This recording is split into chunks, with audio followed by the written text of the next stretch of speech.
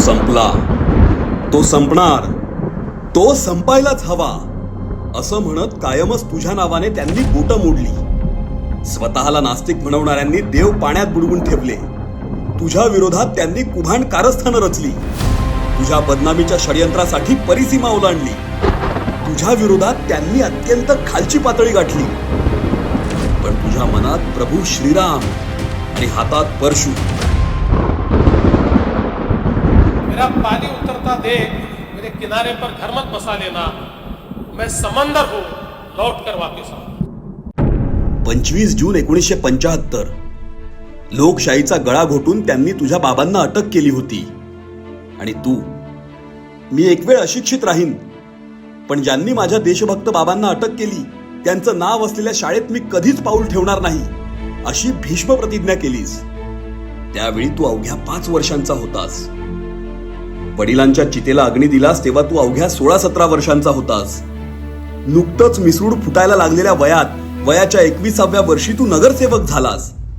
पुढे महापौर, आमदार, भाजप प्रदेशाध्यक्ष, राज्याचा मुख्यमंत्री, विरोधी पक्ष नेता, ते उपमुख्यमंत्री आणि विद्यमान मुख्यमंत्री. प्रत्येक जबाबदारी तू समर्थपणे पार पाडलीस आणि पार पाडतोयस. विषाच्या प्याल्याप्रमाणे प्रत्येक कटू निर्णय तू महाराष्ट्र हितासाठी रिचवतोयस.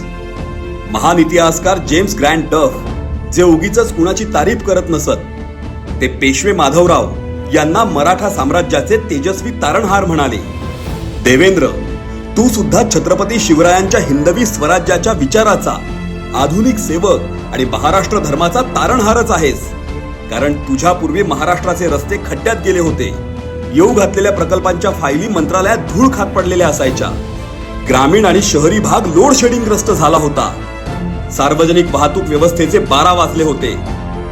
पण तू आलास आणि परदेशात दिसायचे तसे चकचकीत रस्ते महाराष्ट्रात घडवलेस.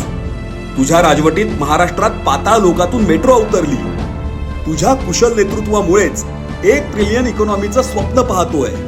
जलयुक्त शिवार, नदीजोड प्रकल्प अशा कित्येक प्रकल्पांमुळे कोरड पडलेल्या महाराष्ट्राची तू तहान भागवतोयस. हे उभा महाराष्ट्र डोळ्याने पाहतोय.